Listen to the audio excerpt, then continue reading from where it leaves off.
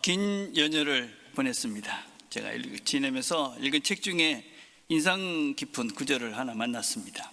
이런 말입니다. 시기와 질투의 가장 큰 문제는 자신의 소유를 가치 없게 만든다는 것이다. 그러니까 시기하고 질투에서 누군가 가지고 있는 것을 보는 순간 그것을 갖고 싶은, 또 그것이 더 좋아 보이는 그런 마음이 생기는 순간 내가 지금 가지고 있는 내 형편의 이 모든 것들이 초라하게 느껴진다는 것입니다. 이런 비교의식은 사실은 비교와 경쟁 속에 살아온 우리 사회 속에서는 너무나 일반화되어 있어가지고 우리는 무의식 중에 다른 사람들과 비교하면서 우리가 실제와는 다른 모습으로 살아가는 우리를 종종 발견하게 됩니다. 없어도 있는 척을 해야 되고 모르면서도 아는 척을 해야 되고 또 다른 사람들이 어떻게 볼까 하는 그런 생각들 때문에 나도 모르게 자꾸 외식하게 되는 것이죠. 그것보다도 이제 또 다른 사람이 보면 어떡할까 이런 것 때문에 생기는 부작용도 많죠. 특별히 지금 SNS라는 소셜 미디어가 이 발달을 하면서 내가 잘 살고 있다, 내가 멋지게 살고 있다, 이런 것들을 과시하는, 이런 것들을 광고하는 문화가 일반화되어져 있는 것입니다. 그래서 가짜 명품을 들고 사진을 찍고 무리하게 해외여행을 가고 또 맛집을 찾아다니면서 사진을 찍어서 과시적으로 올리는 인증샷, 맛집 인증샷 이런 것들이 유행하기도 합니다. 내가 이렇게 잘 살고 있어, 내가 이렇게 행복해, 왜 그렇게 자기를 광고할까요? 실제는 자기가 행복하지 못하니까, 내 스스로가 만족스럽지 못하니까 다른 사람이라도 나를 이렇게 알아줬으면 좋겠다, 그런 심리 때문에 혹시 이런 자기를 자꾸 광고하는, 과시하는 이런 모습이 이렇게 드러나는 것이 아닐까. 현대 기독가 영성 중에 한 분이신 리차드 로우라는 분은 이런 말을 했습니다. 이 시대는 우리는 모두 거짓 자아를 구축하며 살아간다. 이렇게 자기 자신이 보여지는 것이 진짜가 아니고 가짜를 자꾸 만들면서 이렇게 살아간다는 것입니다. 이 거짓 자아는 사회적인 기대, 또 타인의 시선, 또 자기 자신의 두려움 때문에 만들어내는 일종의 가면이라고 이야기합니다. 스스로가 두려운 것이죠. 내가 이런 초라한 모습들이 있는데, 나의 이런 부족한 모습들이 있는데 이런 것들이 드러나면 어떡하나 하는 그런 내적인 두려움 때문에 우리는 그것을 포장하기 위해서 어쩌든지 내 실제와는 다른 모습으로 나를 보여주기로 애를 씁니다. 특별히 이 가면은 종교인들에게, 그리스도인들에게 더 견고하고 많습니다. 더 가지려는 또 이기적인 그런 마음이 있는데 그런 것들을 숨기려 하기 때문에 더 외적인 것에, 외형적인 것에, 관습적인 것에, 종교적인 것에 자기를 자꾸 드러내는 그것에 더 집중하려는 경향이 있다는 것입니다. 오늘 우리가 읽은 본문의 이 유대인들이 바로 그랬습니다. 예수님께서는 총 6번에 걸쳐서 재판을 받으십니다. 겟세마네 동산에서 체포가 되었습니다. 그리고 안나스, 가야바, 또 산헤드린 공회에서 심판을 받으시고 빌라도, 헤롯, 다시 빌라도 로마 재판에까지. 그러나 그 어떤 재판에서도 예수님의 죄는 발견할 수가 없었습니다. 오늘 우리가 읽은 본문은 예수님께서 4번째로 재판을 받으시는 장면입니다. 28절 이렇게 말하죠. 그들이 예수를 가야바에게서 관정으로 들고 간지 새벽이라. 그들은 더럽힘을 받지 아니하고 유월절 잔치를 먹고자 하여 관정에 들어가지 아니하더라. 예수님이 잡히시던 때는 유월절이 시작되기 전이었습니다. 유대인들에게 유월절은 가장 큰 명절입니다. 우리나라 광복절보다도 더 큰 날이죠. 400년간 종살이하던 그 애굽 땅에서 자유가 되어졌던 그런 명절입니다. 그래서 유대인들에게 이 기간은 일주일이나 되는 긴 명절 기간이었습니다. 그리고 그 날이 시작될 때 저들은 만찬을 했습니다. 근데 이들의 그런 그 종교적인 관습은 유대인들이 다른 이방인들과 접촉을 한다든지 다른 집에 들어가면 일주일 동안 부정하다. 그래서 이 만찬에 참여할 수가 없었습니다. 그래서 이 사람들은 지금 그 자기들이 만든 그 관습을 지키기 위해서 유월절 만찬에 참여하기 위해서 로마의 관정에 들어가고 있지 않은 것입니다. 참 아이러니하지 않습니까? 지금 무죄한, 아니 하나님의 아들을 거짓말로 죽이려 하고 있는데, 그런데 지금 저들이 만들었던 그런 관습을 어기지 않기 위해서 관정 안으로 들어가지 않는 짓을 지금 하고 있는 것입니다. 마태복음 23장 23절과 24절 이렇게 말합니다. 화 있을진저 외식하는 서기관들과 바리새인들이여, 너희가 박하와 회당과 근처에 11조는 들이되 율법에 더 중한 바 정의와 긍휼과 믿음은 버렸도다. 하루살이는 걸러내고 낙타는 삼키는도다. 이들의 관정의 문턱에 넘어가는 것은, 그것은 어떤 면에서는 하루살이와 같이 별것 아닙니다. 그렇죠?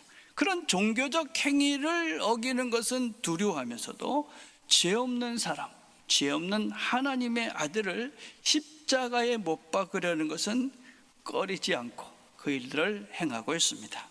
하루살이 같은 그런 의식적인 정결은 지키면서 어떤 면에서 공의와 정의라고 할 수 있는 그런 진실을 왜곡하는 낙타와 같은 살인과 불의를 아무렇지도 않게 지금 삼키고 있는 것입니다.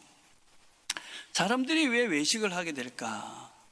외식하게 되는 가장 큰 원인은 낮은 자존감과 열등감 때문에 그렇습니다. 내가 가진 것이, 이것의 가치를 잘 모르니까 또 상대적으로 늘 다른 사람들과 비교하면서 내 것이 부족하다고 생각하니까 늘 나의 진정한 모습을 보이지 못하는 것이죠. 그래서 어떤 면에서는 이런 열등감이 이런 외식의 가장 큰 뿌리다. 두 번째는 사회적 압력과 체면 문화입니다. 다른 사람이 어떻게 볼까? 이게 우리에게 참 큰 숙제죠, 그렇죠? 늘 다른 사람이 어떻게 볼까? 우리는 하나님 앞에서 하나님이 나를 어떻게 보실까 하는 것보다 다른 사람이 어떻게 볼까, 이것이 더 우리의 관심이 집중되다 보니까 다른 사람에게 잘 보이기 위해서 외식적인 모습을 끝없이 보이는 것이죠. 그러다 보니까 누적된 거짓이 진짜가 되는 것입니다. 정말 무서운 것입니다. 거짓된 이런 가면을 오래 쓰다 보면 자신도 모르게 그 가면이 자신이라고 생각하고 그 거짓된 모습에 내적인 모습과 외적인 모습이 분리되어지는 이런 모순적인 모습을 끊임없이 보여지게 되어집니다.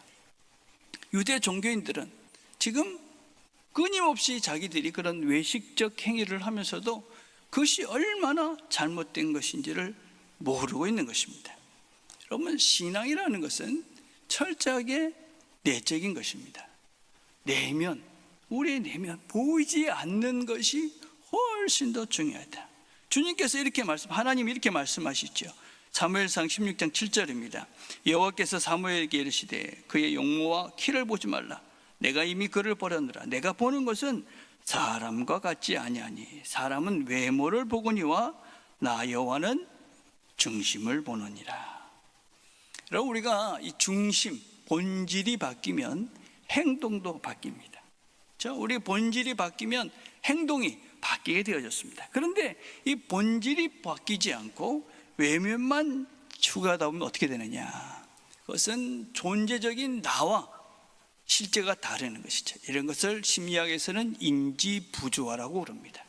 그래서 외형적인 행동을 자꾸 하다 보니까 내면과 행동이 자꾸 불일치가 일어나니까 자기도 모르게 스트레스가 일어납니다. 여러분, 이런 문제들이 무엇에 제일 큰 문제를 일으키냐면, 그렇게 인지부조화를 일으키게 되어지면 사람을 믿지 못합니다.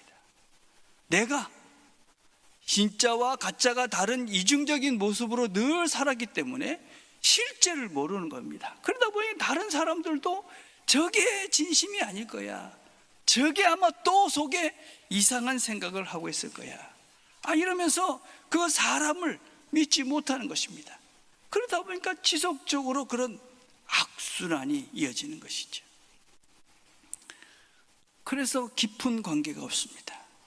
혹시 여러분들 한번 스스로가 나는 좀 깊은 관계 속에 있는 사람이 있나?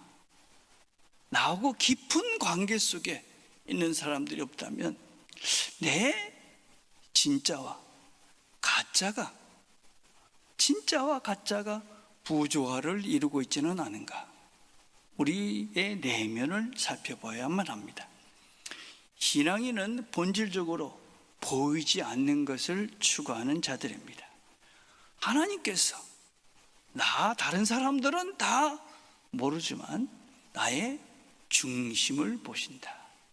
그것을 믿기 때문에 우리는 하나님, 보이지 않지만 그 하나님이 나의 중심을 보시기에 그 하나님 앞에서의 삶을 살아내고 그 하나님과 함께 살아가는 존재들이 바로 신앙인입니다. 여러분 지금 여기 예배하러 오셨습니다. 왜 예배하는가? 나는 지금 어떤 마음으로 여기에 앉아 있는가? 누구 때문에 내가 여기 앉아 있는가? 여기 지금 내가 앉아 있는 내 속내를 아시는 하나님이 계시다는 것을 내가 알고 하나님 앞에 와 있는가? 나는 왜 봉사하고 헌금하고 신앙의 이런 섬김들을 하는가? 왜 하는가? 내 내적 동기를 하나님이 보시면 어떻게 나를 생각하실까? 내 내면을 깊이 있게 돌아보는 훈련들을 끊임없이 해야 됩니다. 그럼 우리의 그 내적 동기는 무엇이 되어야 됩니까? 그것은 사랑이고 겸손이고 섬김이어야만 합니다. 여러분 우리의 내적 동기, 하나님을 사랑하고 이웃을 사랑하는 것이 우리의 모든 내적인 동기가 되어야 됩니다. 우리에게도 전통이 있고 교회적인 관습이 있습니다. 그 전통과 관습이라는 것은 그 하나님의 사랑과 이웃을 사랑하라는 것을 드러내기 위한 그런 수단입니다. 우리의 이 모든 것들은 다 하나님을 사랑하는 것, 또 이 사람을 사랑하는 그것을 위해서 우리가 이렇게 함께 모이고 예배하고 배우고 섬김을 하는 것입니다. 그래서 우리가 어떤 결정을 할 때 그 기준을 어떻게 되느냐? 이것이 사람을 사랑하는 것인가? 이것이 하나님을 사랑하는 것인가? 그래서 보이지 않는 그 내적 동기 속에서 우리는 실제를 결정해 갈 수 있어야 됩니다. 우리가 자꾸 보이는 해왔던 습관과 관습으로 결정을 하고 판단을 하니까 우리는 자꾸 우리도 모르는 사이에 자꾸 외식하게 되는 거예요. 그것에 더 집중하게 되는 거예요. 그 관습을 따라 하느냐 안 하느냐가 더 중요한 거예요. 그렇지 않다. 더 중요한 것은 하나님이 보시는 내 안에 하나님을 사랑하고 이웃을 사랑하는 그 본심을 하나님께서는 보신다. 특별히 사역자로 또 직분자로 이렇게 살다 보면 우리도 모르는 사이에 그렇게 외식할 때가 많죠. 저는 목사니까 목사인 척을 해야 될 때가 많습니다. 장로니까 또 권사니까 집사니까 뭐 이런 척을 해야 되는, 좋게 얘기하면 부담감이죠. 근데 목사니까 이 정도는 해야 되지. 그리고 절제하고 떨심을 하기도 합니다. 그런데 내가 목사인데, 내가 장로인데, 권사인데, 집사인데 이런 타이틀이 자신이라고 생각하는 순간 우리는 외식하는 사람이 됩니다. 타이틀은 여러분 우리가 가지고 있는 이 직분이라는 것은 섬김 이상의 아무것도 아닌 것입니다. 내가 목사이기 때문에 무엇이 되었다라고 착각하는 순간 우리는 이중적인 인지 부조화의 상태가 되는 것입니다. 우리는 다 똑같습니다. 그래서 우리가 준비가 안 된 사람이 직분자로 세워지면 그 사람에게도 유익하지 못하고 공동체에도 유익하지 못합니다. 우리가 늘 명심해야 되는 전제, 진리가 있습니다. 그건 무엇이냐면 우리는 다 죄인이라는 것입니다. 우리는 다 똑같은 죄인이다. 어느 누구도 완벽하지 않고 완전하지 않고 온전하지 못한 우리 모두는 전부 다 죄인이다. 그것을 우리가 인정하고 믿기에 이 자리에 와 있는 것입니다. 디모데전서 1장 15절에서 16절 이렇게 말합니다. 바울은 이렇게 고백하죠. 미쁘다 모든 사람이 받을 만한 이 말이요 그리스도 예수께서 죄인을 구원하시려고 세상에 임하셨다 하였도다. 괴인 중에 내가 괴순이라. 그러나 내가 국류를 입은 까닭은 예수 그리스도께서 내게 먼저 일체 오래 참으심을 보이사 후에 주를 믿어 영생을 얻는 자들에게 본이 되게 하려 하심이라. 우리가 다 죄인인데 하나님이 긍휼, 오래 참으심 덕분에 내가 이렇게 여기에 와 있다. 하나님이 나 같은 존재도 구원하셔서 하나님께서 일을 맡기신다는 그런 본을 위해서 내가 세워진 것이다. 나 같은 존재도 목사가 됐다. 나 같은 존재도 장로가 됐다. 나 같은 존재도 권사가 됐다. 그러니 하나님의 긍휼과 하나님의 오래 참으심이 훨씬 더 크시니 그 하나님의 긍휼과 자비하심에 너를 맡기고 살라. 팀 켈러는 이것을 복음의 역설이라고 이야기합니다. 우리는 생각하는 것보다 훨씬 더 죄인입니다. 그러나 동시에 우리가 감히 상상할 수 없을 만큼의 사랑받는 존재다. 우리가 이 자리에 있는 것은 우리가 목사가 되고 장로가 되고 권사가 되고 직분을 받고 그리고 여기까지 이렇게 신앙의 걸음을 걸어올 수 있는 유일한 이유는 우리의 잘남이 아니라 하나님의 긍휼과 은혜, 하나님의 은혜와 오래 참으심도 있다. 나 같은 죄인이 구원받았다. 이 고백이 우리가 외식에 빠지지 않고 우리의 진정과 외면이 일치될 수 있는 유일한 길이죠. 우리는 완전한 척 할 필요가 없습니다, 여러분. 우리는 부족함과 우리의 연약함을 알기 때문에 예수를 믿는 것입니다. 하나님의 은혜로 여기까지 왔다는 것을 알기에 여기에 와 있는 것입니다. 그래서 나는 죄인이다. 원래 여전히 죄인이다. 하나님 은혜로 여기 와 있다. 그 본을 위해서 내가 여기 예수를 믿고 있는 것이다. 자, 그렇게 예수님을 끌고 온 그 유대인들에게 빌라도가 묻습니다. 너희가 무슨 일로 이 사람을 고발하느냐? 그들은 대답합니다. 이 사람이 행악자가 아니었더라면 우리가 당신에게 넘기지 아니했겠나이다. 빌라도가 너희 법대로 재판하라 하자 그들은 우리에게는 사람을 죽이는 권한이 없나이다. 행악자가 아니었더라면 무슨 죄냐? 이 사람은 그냥 죄인입니다. 사실은 말이 안 되는 것이죠. 그리고 얘기합니다. 우리에게는 사람을 죽이는 권한이 없습니다. 이 말은 반은 맞고 반은 틀린 것입니다. 로마법에는 사람을 죽일 때는 반드시 로마 법정을 거쳐야 된다라는 규정은 있었습니다. 그럼에도 불구하고 유대인들은 종종 자기들의 법에 따라서, 율법의 법에 따라서 사람들을 돌로 쳐 죽였습니다. 우리가 잘 알고 있는 가늠한 여인 같은 경우도 사실은 가늠하다 잡혀왔기 때문에 사람들은 돌을 들고 이제 돌로 쳐 죽일 준비를 하고 있었습니다. 실제로 유대 스데반은 돌에 맞아 죽었습니다. 그들의 율법을 따라서 하나님에 대해서 그들이 형전에 대해서 그들을 모독했다고 해서 스데반을 돌로 쳐 죽였습니다. 스데반은 유대인들이 던진 돌에 맞아 순교했습니다. 근데 왜 굳이 이 유대인들은 예수님을 로마 법정에 채우려 했을까요? 무엇보다도 자신들의 책임을 회피하기 위해서입니다. 자신들이 지금 예수님을 믿는 사람들이 있으니까, 다른 사람들이 있으니까 이 사람들을 혹시나 예수님을 죽이고 나면 이 사람들이 자기들에게 저항하지 않을까, 그런 두려운 마음이 있었죠. 두 번째는 유대인들이 십자가형을 원했기 때문에 그렇습니다. 로마법에는 반역죄는 십자가 처형이 되었습니다. 예수님 지금 유대인의 왕이라는 반란죄로 지금 이 로마 법정에 고소가 된 것입니다. 십자가형. 왜 이들은 그렇게 십자가형을 그렇게 원했던가? 유대인들은 신명기 21장 22절에 있어 23절 보면 이래 말합니다. 나무에 달린 자는 하나님께 저주를 받은 자다.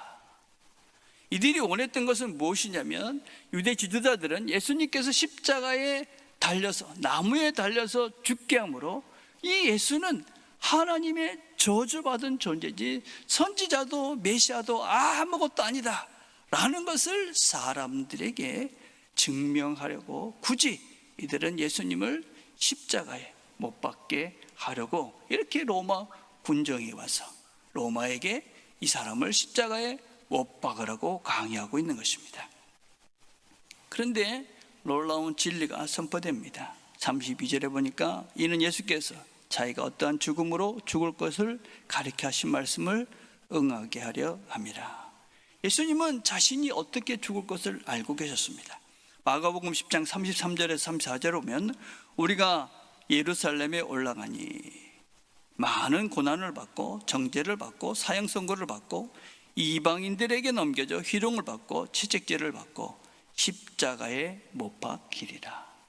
예수님은 이미 예루살렘에 오실 때 본인이 십자가에 못 박히실 것을 알고 계셨습니다. 유대인들은 자신의 계획대로 예수님을 십자가에 못 박았다라고 성공했다라고 생각했지만, 사실은 이미 하나님께서는 그런 계획을 갖고 계셨고, 그리고 예수님은 말씀대로 십자가에 못 박혔습니다. 그것은 하나님의 계획의 성취였습니다. 갈라디아 3장 13절 14절 이렇게 말합니다. 그리스도께서 우리를 위하여 저주를 받으사 율법의 저주에서 우리를 속량하셨으니 기록된 바 나무에 달린 자마다 저주 아래 있는 자라 하였습니다. 이는 그리스도 예수 안에서 아브라함의 복이 이방인에게 미치게 하고 또 우리로 하여금 믿음으로 말미암아 성령의 약속을 받게 하려 합니다. 예수님께서 십자가에서 율법의 모든 저주를 받으셨습니다. 우리가 받아야 될 진노를 하나님이 이 예수를 통해서 십자가에서 대신 다 받게 하셨습니다.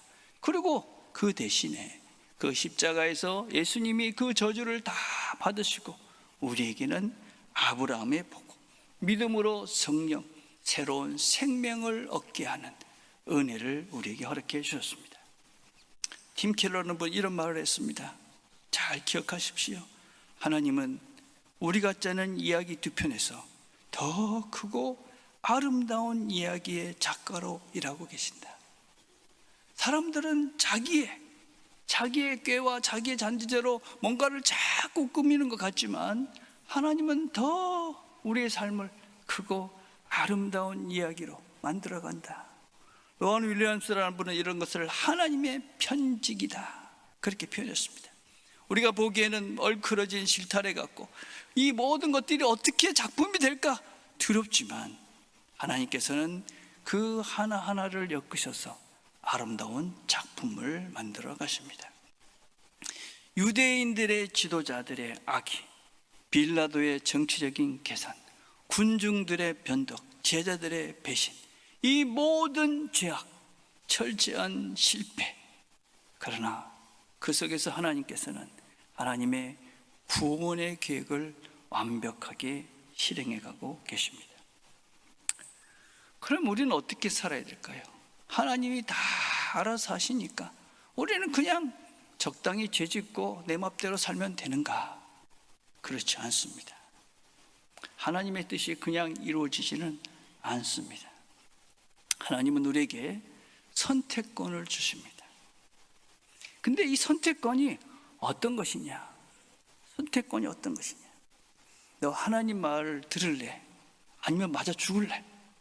그러면 우리가 당연히 하나님 말씀을 듣겠죠. 그렇죠? 안 맞아 죽으려고. 근데 하나님은 그렇게 하지 않으시고 너 내 말을 들을래? 아니면 세상 말을 들을래? 이렇게 우리에게 물으십니다. 나를 믿을래? 아니면 세상이 좋다고 하는 돈과 명예와 권력과 쾌락과 즐거움을 선택하며 살래? 하나님께서 우리에게 그렇게 물으십니다. 당황스럽죠. 그냥 죽을래 살래 그러면 살겠습니다 그럴 건데, 너 하나님을 믿을래? 선택할래? 아니면 세상의 즐거운 것들을 선택할래? 돈을 선택할래? 쾌락을 선택할래? 이렇게 물으신단 말이에요. 그래서 우리가 하나님을 선택하지 않고 당장 안 죽을 것 같으니까 돈을 선택하고 쾌락을 선택하죠. 우리의 두 개의 생각이 늘 충돌을 합니다. 하나는 작은 에고, 나의 이 이기적인 에고가 있고, 다른 하나는 하나님의 생각입니다. 근데 하나님께서는 우리가 끝까지 이 에고를 선택하고 에고기를 선택하면서 그 끝을 경험하게 하시죠. 그 끝을 경험하도록 허락하십니다. 그래서 우리가 세상을 따라갔을 때의 그 공허함, 자기 중심적인 그 에고의 삶의 끝에 한계, 그 끝에 두려움, 그 끝에 고통, 그런 것들을 다 겪고 그러고 난 다음에 마지막은 우리가 고백하게 합니다. 세상의 그 무엇도 우리를 만족스럽게 하지 못합니다. 저는 이제 하나님을 선택하겠습니다. 거기서 진정한 믿음이 시작이 되는 거죠. 세상을 선택을 해보니까 세상의 즐거움과 돈과 쾌락을 추구해보니 결국은 우리 인생이 허무하더라는 것입니다. 우리 인생이 더 뭔가 찬란해지는 것이 아니라 더 어둡고 비참해지더라는 것입니다. 그걸 깨닫고 나니 하나님을 선택해야 되겠구나. 그렇게 하나님을 선택하는 순간 우리는 신앙의 걸음을, 믿음의 걸음을, 바른 진리의 걸음을 걸어가기 시작합니다. 예수님도 십자가를 어렵게 선택했습니다. 겟세마네 동산에서 이 잔을 내게서 떠나게 해 주십시오 기도했습니다. 그러나 나의 원대로 마시고 아버지의 원대로 하십시오. 그리고 고난과 십자가를 지셨습니다.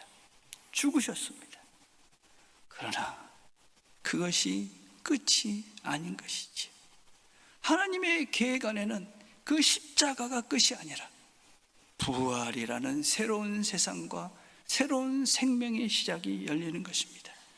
우리가 하나님의 뜻대로 순종할 때도 마찬가지입니다. 때로는 그것이 고난의 길이고 죽는 것 같고 그것이 고통스럽지만 그 결론은 부활이고 생명이라는 것입니다.